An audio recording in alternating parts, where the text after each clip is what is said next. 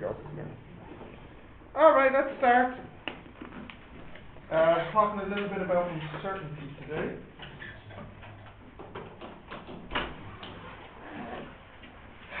I was disappointed only half the class laughed at my ambulance joke. Ambulance joke? Yeah, exactly.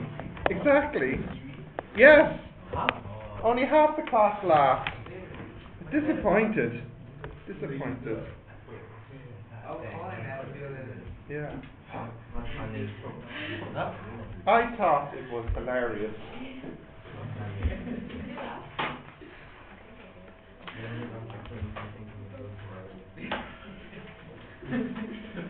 What else? Okay. Calculating uncertainty. Okay, so if you can write that down, please, a little bit of a tutorial. Is it recording? Yes. Calculating uncertainty. Frappuccino? Yes. Yeah.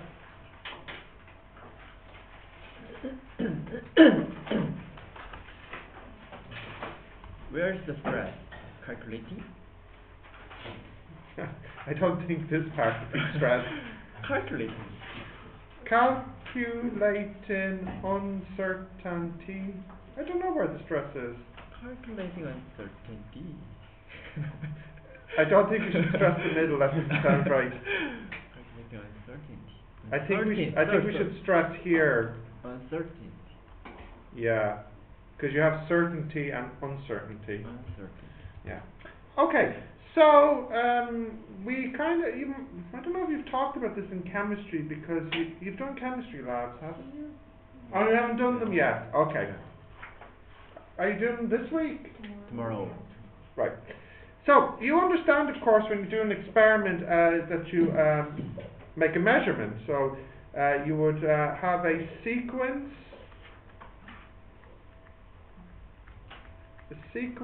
of measurements.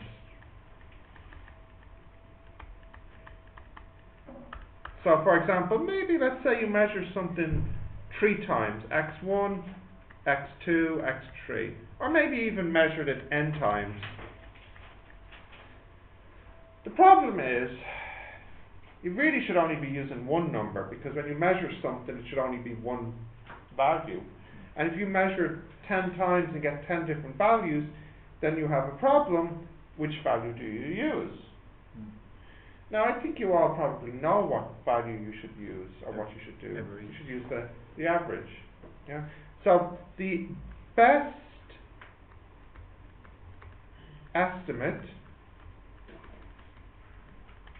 which we sometimes write like this, x with a bar on it, that will equal the average, which means you add up all the measurements and divide by the number of measurements. Now, I know that might seem obvious, but that's only obvious now because you know this. If you were to ask somebody like Newton, or no, not Stephen Hawking, somebody older, Newton or Kepler, or people like this, Kirchhoff, they would have the view that when you perform a measurement 10 times, that one of the measurements is right, that you did everything right, and the other 9 is wrong. But we understand that's not the case. We understand that all the measurements are wrong, and the best way to fix this is to take the average. So, in fact, it is a theorem in statistics that says that this is the best. Because there are other averages you could take. You could have taken the middle value, you could have taken the first value, you could have taken the last value, but the best value to take is the mean average. Okay, do we have this? Yeah? You can choose the average of the x bar. If you mean everybody did this? Yeah. Yes, you can. Yeah. All right. Continue? Yep. Now, you understand because of uncertainty,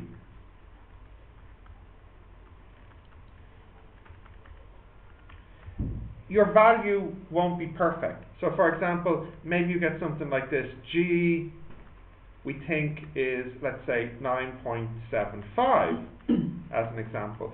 But you understand, of course, that this isn't right. And in fact, when you give a prediction, you should include the uncertainty, which is that number that you see at the back, which is the plus minus part. This is called the uncertainty, this part here. And we would write it using a delta. So here it is delta G, as an example. And of course, we would want this, we would like it to be small. Yeah? But in fact, the bad news is if you have a measurement, which I'll call it x, with the uncertainty, which I call it delta x, the very bad news is this thing here, it's actually impossible for it to equal 0. It's not possible. It's just not. It's not even possible in a. It's not even possible in a theoretical sense. It's definitely not possible in a real-world practical sense, because you all understand that your measuring device has an error in it. But it's not even possible in a perfect world. Theoretically, it's not even possible. So it just can't be done. You can never have 0 uncertainty. It's just not possible. Like if you measure everything correctly. Yeah, it seems like if you make perfect measurements with perfect machines, that it should seem possible to make a perfect estimate. But because of our good friend quantum mechanics, it actually means it's not possible to make perfect measurements, even with perfect machines. So unfortunately, it means forever we're doomed never to have perfect measurements. And there's nothing that can be done about it, ever. How could we make it more smaller? It depends on what you're trying to measure. You know, like for example, you saw with the experiment yesterday with measuring the U and the V, we know that this can't be perfect because the screen, I think it has only like 3 digits. So you could at most measure as small as 0.01. But maybe its speed was, for example, maybe its speed was 0.513. You would lose the 3. So you could make it more accurate by having a better reading, but then you need to have the machine to be able to make a better measurement. And this machine should be pretty good because it uses light, but it's not going to be perfect, you know. Because I'll give you an example. This machine, the one we saw yesterday, it works because there's 2 little light beams in the box. One at the start and one at the end. And when the car comes in, the first light is broken, a clock starts counting, and then the second light is broken and the clock stops. And it can use this to estimate the U. But of course it needs to know the time, which it can know quite accurately, but it also needs to know the distance. But you realize that, oh, actually, because it's made of plastic, if it's slightly hot or slightly cold, what will happen to the shape? Change. Now, you might not even notice it changes, because the change could only be in maybe a micrometer, but it's still changed. And if it's changed, it means the speed is wrong then, if it thinks the distance is wrong. So it gets difficult then to be perfectly accurate because of all the small things you can't control. Things you might not even think about, like the plastic expanding or contracting by a micrometer. Yeah? Okay, so we need to have a formal definition of uncertainty now. So the formal definition of uncertainty. Now, I'm sorry, I have this very bad habit of writing delta x, which is fine. A lot of books use delta x, But what I want to try and use is actually UX for uncertainty, just because that's what they use in the formula book. So I'm just going to try and use U from now on. I keep using delta. You can use delta, it's fine. It's fine to use delta, but I'm going to try and stick to using U. Okay, the uncertainty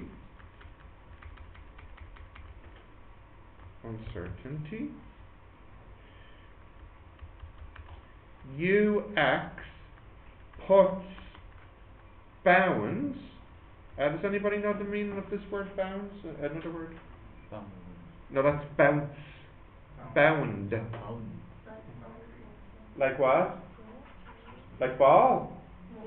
That's what he's thinking. Bounce. No. Bound. Boundary. Like boundary. Yeah. So the meaning is limits. Yeah. Boundary. Yeah. Puts bounds on the estimate of X so that we are 70% confident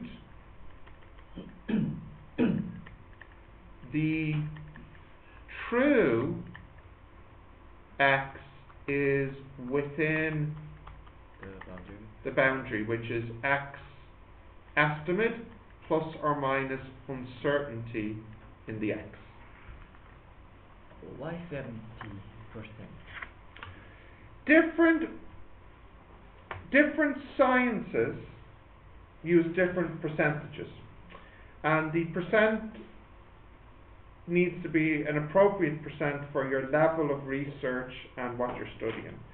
Because we are IFY, we are the lowest level of research, we are just high school students, so we are allowed to use the lowest percentage of confidence, which is 70%.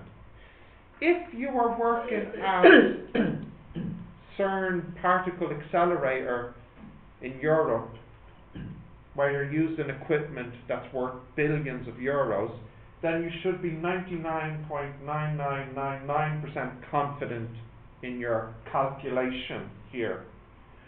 We only need to be 70% confident, meaning we kind of need a 70% chance that we have our true value within these boundary. Yeah?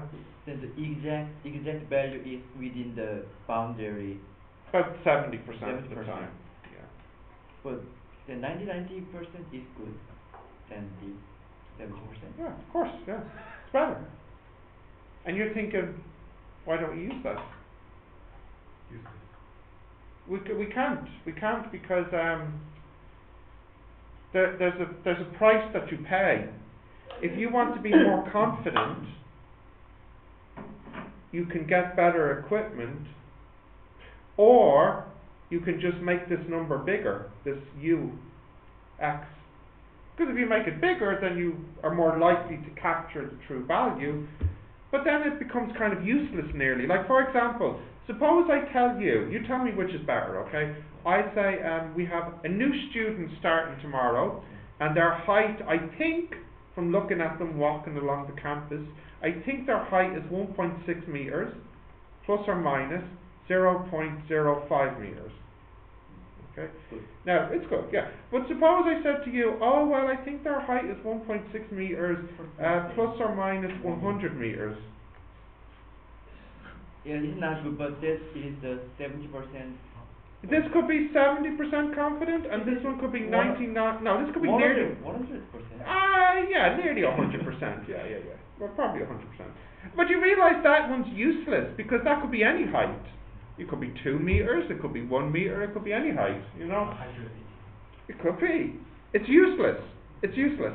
If this becomes too big, then it becomes useless. So we have a balance. We want it to be useful, but we want to be right. Yeah. So the balance is 70%. Yeah, that's the other problem too. I'm saying the person could be somewhere between minus 100 and plus 100. You see how it becomes useless if it becomes too big. In fact, it becomes impossible. Okay, continue. Yeah. Yep. So I have 4 methods, which I call 0, 1, 2, 3, for calculating this.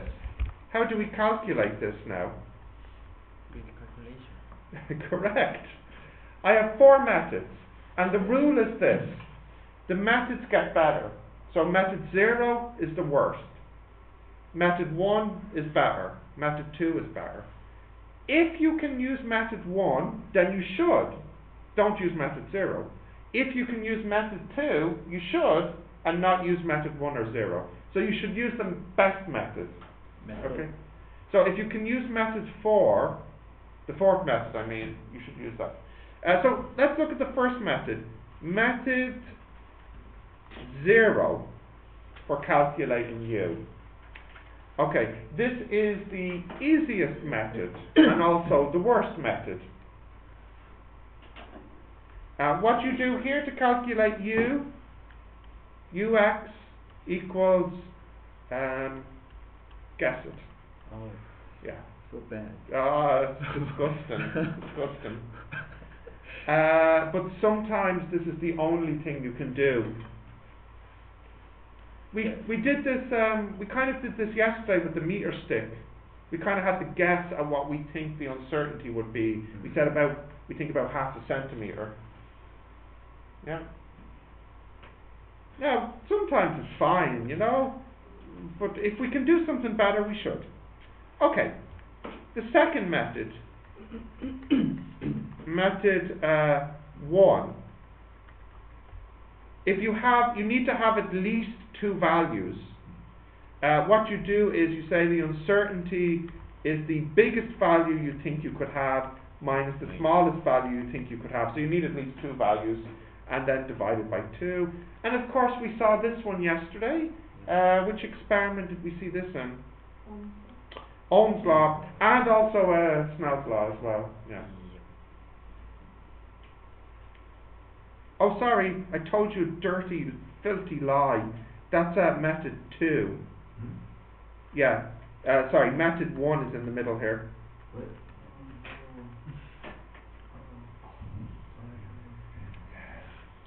It's a good thing I didn't have to write your reference. You got Connell. Does Connell like you? Excellent, excellent. Alright, method 1, actually, which I skipped. The uncertainty is equal to half the smallest possible. So what I mean by that is, if your machine can only measure, like, let's say you have something like a weighing scale to measure the mass. If the smallest measurement this could make is 1 gram, then your uncertainty is half a gram. Yeah. Now, I believe that this method is, I think, what you use in your chemistry experiments when you're measuring, like, the volume. The uncertainty is half the smallest volume. So, for example, if it goes up in 10 mils, 10 mils, 20 mils, 30 mils, 40 mils, then the uncertainty would be what? 5 mils then. Okay, so half the smallest reading. What is the thing of this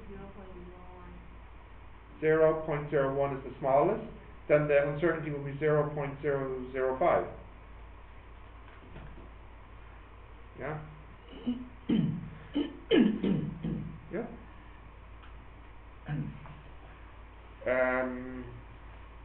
Continue. So the next method 2 is the difference between the biggest and the smallest divided by 2. The last method, which is the best method, method 3. So just to be clear, these methods is what you can just use for your notebook, but this last one is what you should use for your report using Excel. Okay. Method 3. This only works if you have many measurements, like 6, 7, 8 measurements. What you do is you calculate the estimate, the average, then you take that away from the, minus it from the data, and you look at the absolute value. You do this for all your data, you add it up and divide by n. So I'll give you an example just to explain this here. Let's say you have measurements 1.1, 1.2 and 1.3 as an example. Let's just say it's meters. Right, so here the x average is 1.2 meters. And the uncertainty? 0.1. Yeah, it would be 1.2 minus 0.1. Oh, sorry.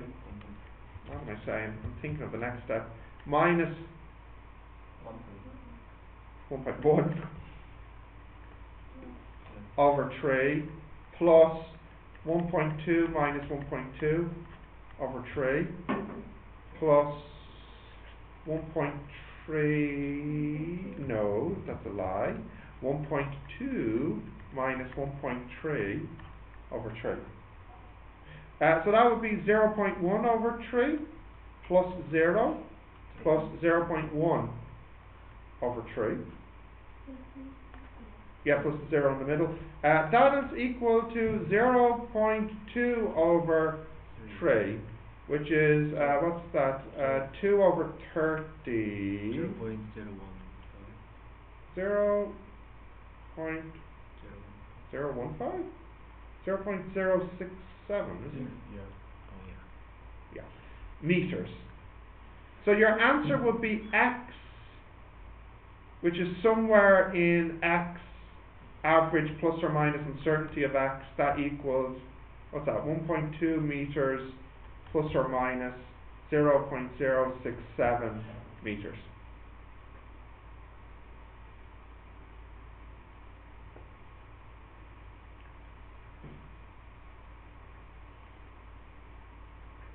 Happy? We can use like x bar minus x I square. Yeah, now you see, And then I know this. Yes, we can. Now the reason I don't use that formula is because you probably haven't studied it in maths class yet. And in fact, for the syllabus, they don't actually care. And in fact, the answer you get this way will be really, really close to that formula. The formulas I'm using are not exact. When you go to university, they'll give you different formulas. But my logic here is the easier formula is much easier than the real formula, and the easier formula is really close to the actual real formula you would use at university. And I don't even know if they care which formula I use, because they don't actually say in the syllabus which formula to use. So I pick the formulas which are easiest but are still accurate. But your square root formula is a little harder to calculate, because you have to do square root and squares, and it's just a little bit messier. Okay. Continue? Yeah? Yeah. Now, the next problem is, sometimes we have this. We have a situation where maybe I want to calculate the area of something, for example. So, I measure the x and I measure the y. Maybe I measure them many times. So I have the estimate of x and the estimate of y. If I multiply them together, I get the estimate for the area. Yeah? Now let's imagine the x estimate has an uncertainty and the y estimate has an uncertainty. The question now is, what is the uncertainty for the area? What do you think? You might think it's simply saying the uncertainty of x times the uncertainty of y, but in fact, it's not this. We have special rules for combining the uncertainty. It doesn't quite behave the way you might think it behaves. You jet? Huh? You jet? I checked. You check. Reject this. You check. Another. Huh? You leave. U, Z. Yeah. Okay, yes. Yes. Let's have a look at this. Correct. Okay, continue. So, the first one is Z, yes. Suppose your Z is equal to some measurement X plus some measurement Y. So you add two measurements together. What would be an example of this? Well, an example would be, you remember I have my meter stick. Is anybody in this room less than a meter? I don't think anybody is. No, I really don't think anybody's less than a meter, right?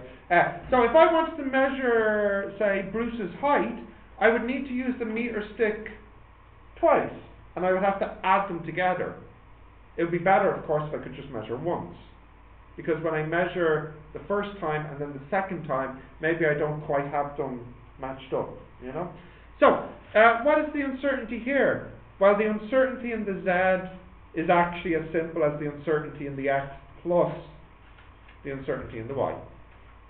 Okay. What about X minus Y? In fact, it's the same. You still add the uncertainties. Rule 1. Rule 2. So wait, U that is the uncertainty of the area. In the previous example, the Z would be like the area. Although in this example, when you're adding X and Y, maybe the Z is like a person's height. And you can use the meter stick twice to measure their height by performing two measurements, which we call X and Y, because you have to use the meter stick twice. So in the it's like the area, it's the combined thing. Yeah. Continue.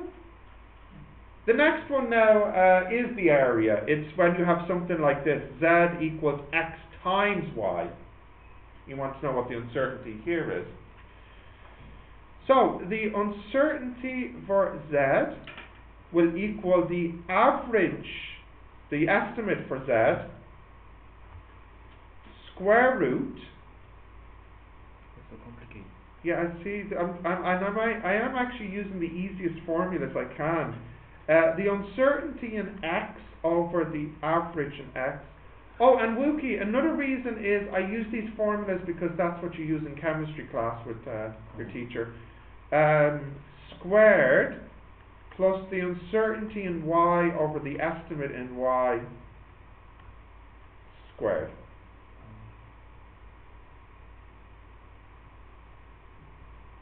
So the second formula is for area and the first one is for... Like maybe you've made two length measurements.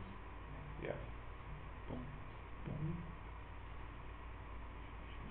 Well, I mean, it doesn't have to be an area. Like, it could be, imagine you have a formula like F equals MA, and you measure the M and you measure the A, and you understand, of course, your M measurement is not perfect, and your A measurement is not perfect, therefore your F measurement is not perfect, and you would like to know your uncertainty on the F. Okay, yeah? Now, what about if we have Z equals X divided by Y? The same. Same. Same. Exactly same. Exactly the same. 3.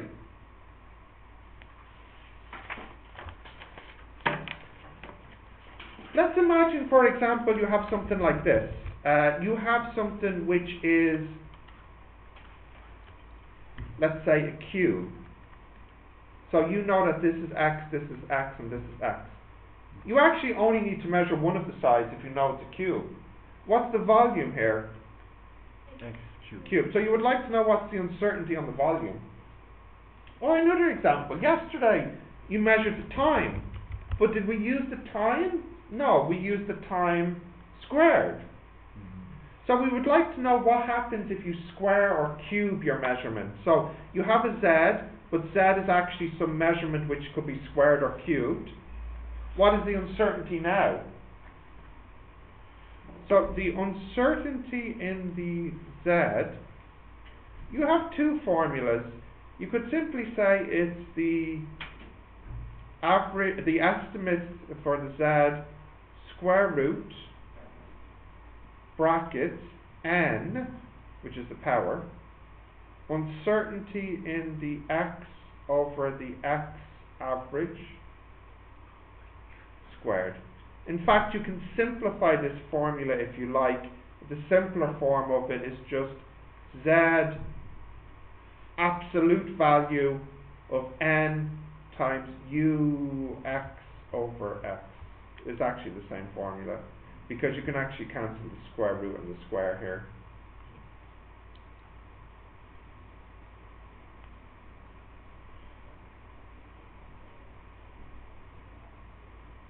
Yeah. And you realize also, perhaps, imagine your z was 1 over xn, which equals x power minus n. Well, the only difference here would be this would be a minus and this would be a minus. But in fact, what happens when you square a minus? It cancels, or the absolute of a minus. So you realize it actually doesn't matter if the x is up the top or even if it's down the bottom. So you really don't care about the sign here. It's not important. Okay. 4. What about if you have two measurements and one of them is a power and the other one's also a power? Like, for example, it could be something like an x n times a y m. So, you know, maybe you're measuring something where this is an x, this is an x, and then this side here is a y, or something like this. You have here uncertainty in z will equal z average square root, you can nearly maybe guess what you get here, n ux over x squared plus m uy over y squared. Do you have to memorize this formula? No, because they're not exam formulas, they're lab report formulas. Yeah. So just don't lose your notes. Okay. And the last one. How many?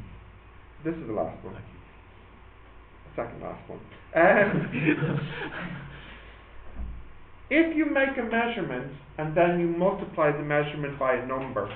So maybe I measure something and I need to multiply it by 2. For example, what was our formula? T squared equals 4 pi squared over GL.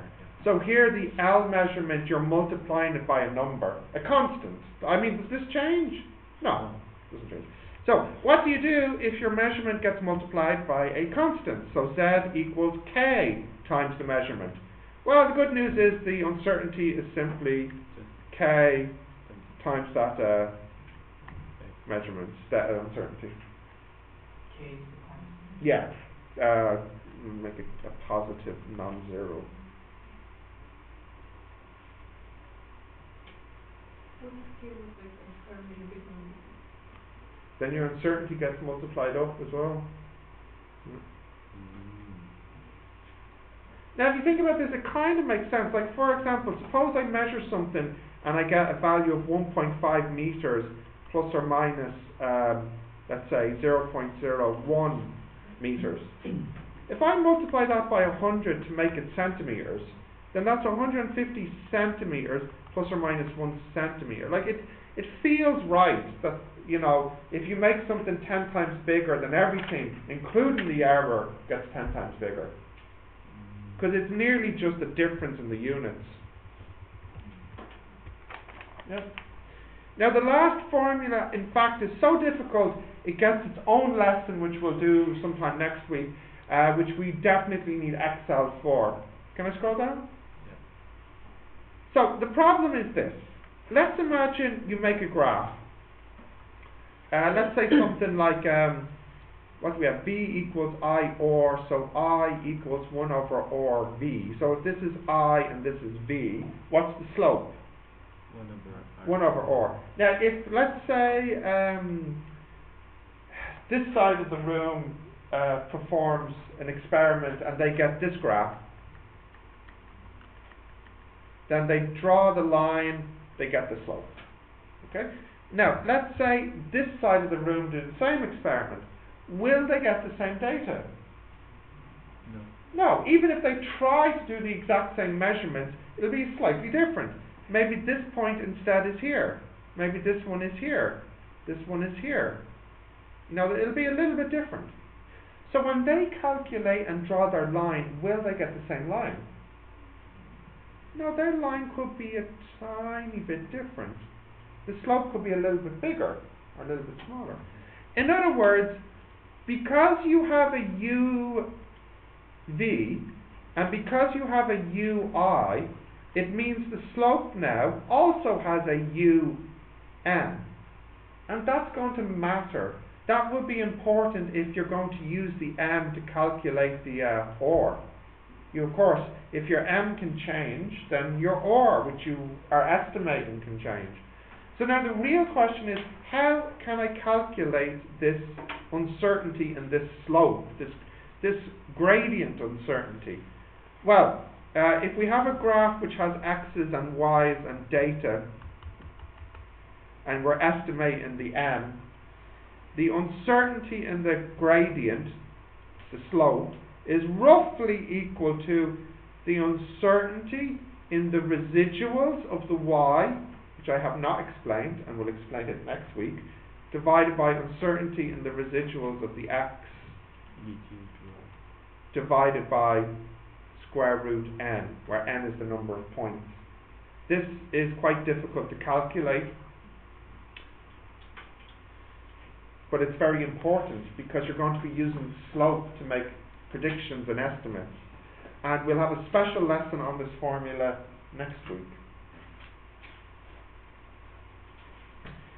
Yeah? And what's the spring symbol? This thing? Spring symbol. Residual. Residual. Greek letter called epsilon. What the heck it is will be revealed next week. I'm going to keep you waiting. To be continued, yeah. Well, I need you to bring your laptops. Oh, actually, no. Do we have assessments? No, we don't. Bring your laptops next week for the assessment support. No, actually, we could do this in a physics class. Do we have any physics classes next week which are just 1 hour classes? No, okay. Well, whatever physics class next week is a 1 hour class, bring your laptop for that class. Okay. We still? Yeah, we've got a couple of minutes. So what is very important now is I have some questions on the back here. Really want to make sure you can do these 8 questions because all these questions are practice using the formulas, okay?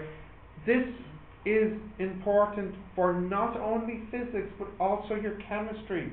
Who's your chemistry teacher? Lorraine. I know for a fact she uses the same square root formulas for chemistry calculations. So by doing this, you are practicing for 2 subjects, okay? So you really want to make sure you can do these. Can you start these now for a few minutes? The answers are at the bottom. There's notes at the front.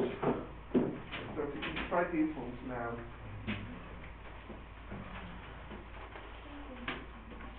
Okay.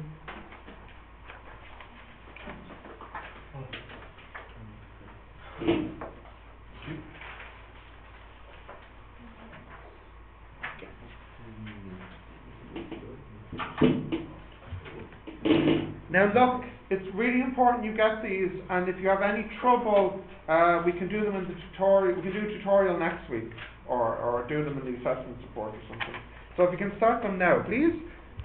I'll close this.